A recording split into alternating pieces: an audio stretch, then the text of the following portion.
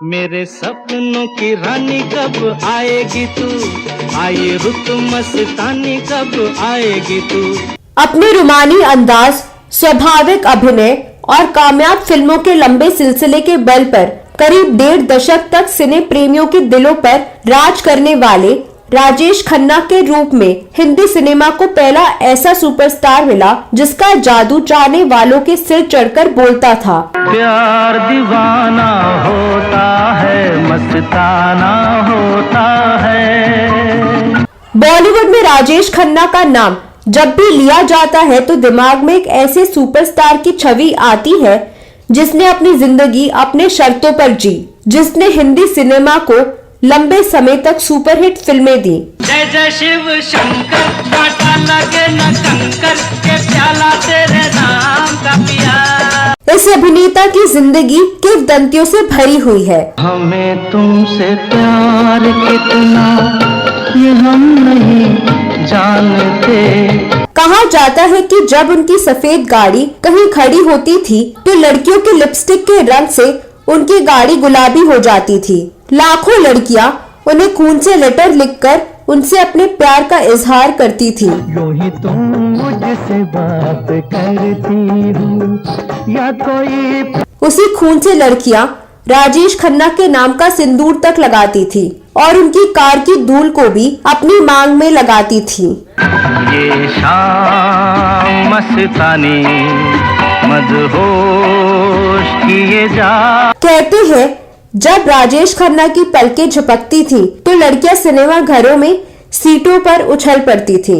जो ये आंखें शर्म से झुक जाएंगी। इस वीडियो में हिंदी सिनेमा के पहले सुपरस्टार राजेश खन्ना के बारे में बात करने जा रही हूँ, जिन्होंने कामयाबी की ऐसी राह बनाई जिस पर चलने की होड़ सी लग गई थी। लेकिन ऐसा क्या हुआ कि उस सुपरस्टार का स्टारडम अचानक ढल गया। आप बने रहिए हमारे साथ। दोस्तों, 29 दिसंबर 1942 को अमृतसर में जन्मे राजेश खन्ना का वास्तविक नाम जतिन था। जतिन के माता पिता भारत विभाजन के बाद पाकिस्तान से आकर अमृतसर में बस गए थे। उसके बाद लीलावती चुन्नीलाल खन्ना और उनकी पत्नी ने उन्हें गोद ले लिया और पढ़ाया लिखाया, जो जतिन के वास्तविक माता पिता के रिश्तेदार थे। जतिन ने तब के बॉम्बे स्थित गिरगांव के सेंट सेबेस्टियन हाई स्कूल में दाखिला लिया। स्कूली शिक्षा के साथ साथ जतिन नाटकों में अभिनय करने लगे। इतना ही नहीं, कॉलेज के दिनों में उन्होंने नाटक प्रतियोगिता में कई पुरस्कार भी जीते। यह 1960 के आसपास का वाकया है। जतिन को राजेश खन्ना नाम उनके चाचा ने दिया था। यही नाम बाद में उन्होंने फिल्म में भी अपना लिया। हालांकि अभिनेता जितेंद्र और उनकी पत्नी राजेश खन्ना को काका कहकर बुलाते थे। राजेश खन्ना ने 1966 में 23 साल की उम्र में चेतन आनंद की फिल्म आखिरी खत से अपने करियर की शुरुआत की। लेकिन आखिरी खत, राज, पहाड़ों के सपने उनकी लगातार 3 फिल्में फ्लॉप रही। लेकिन वर्ष 1969 में आई फिल्म आराधना ने राजेश खन्ना के करियर को उड़ान दी और देखते ही देखते वह युवा दिलों की धड़कन बन गए। प्यार मेरा दीवाना, भूल कोई हमसे ना हो जाए। फिल्म में शर्मिला टैगोर के साथ उनकी जोड़ी बहुत पसंद की गई और वह हिंदी सिनेमा के पहले सुपरस्टार बनकर प्रशंसकों के दिलो दिमाग पर छा गए। मेरे सपनों की रानी कब आएगी तू, आए रुत मस्तानी कब आएगी तू। आराधना ने राजेश खन्ना की किस्मत के दरवाजे खोल दिए और उसके बाद उन्होंने 1969 से 1971 के बीच लगातार 17 ब्लॉकबस्टर फिल्में दी, जिसके बाद वे हिंदी सिनेमा के पहले सुपरस्टार कहलाए।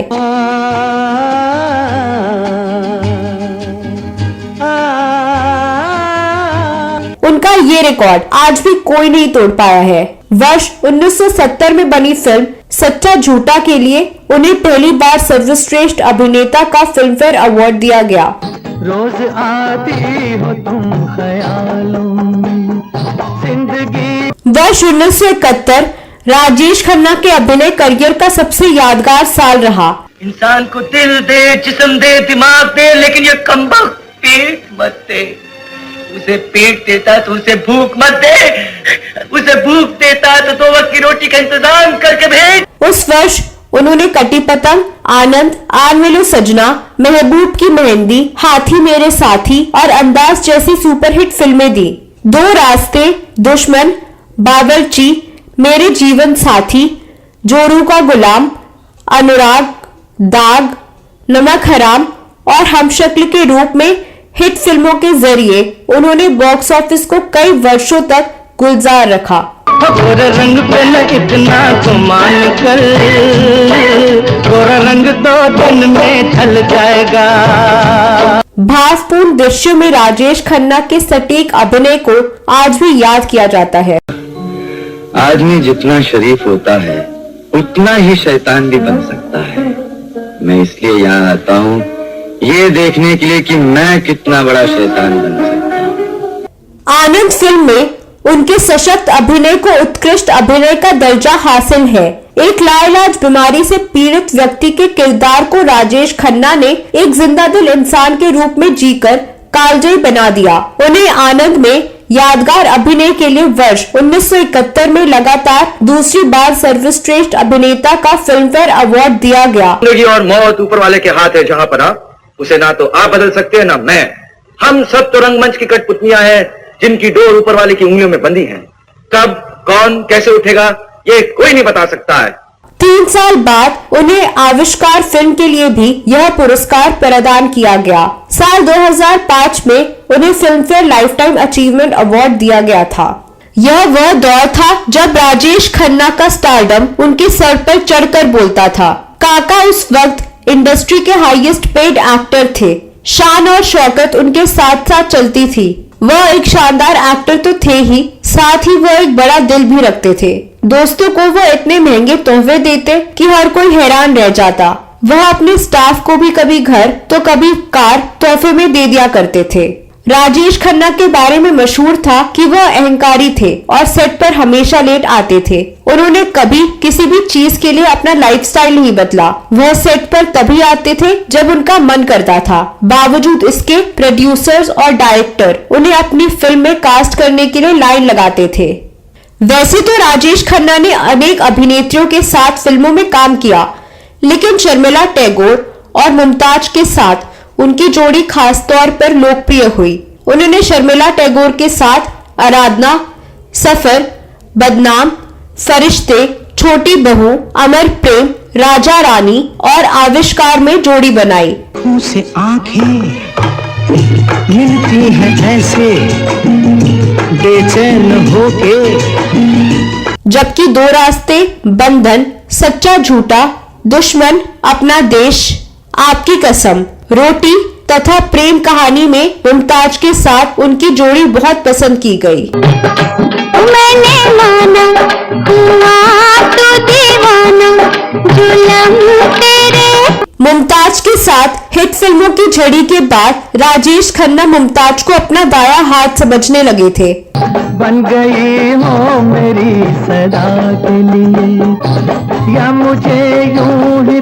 मीडिया रिपोर्ट्स के मुताबिक मुमताज की शादी से राजेश खन्ना का दिल टूट गया था।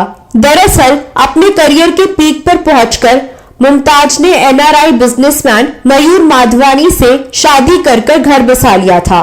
शादी के बाद मुमताज ने फिल्मों में काम करना भी बंद कर दिया था। ऐसे में काका को लगने लगा कि वह अपना दाया हाथ खो चुके हैं। राजेश खन्ना बेहद दिलदार थे। उनके घर पर देर रात तक महफिलें जमा करती थी और इस वजह से वह अपनी फिल्मों के सेट पर देर से पहुंचने लगे। इस वजह से उनके निर्माता उनसे हमेशा परेशान रहने लगे।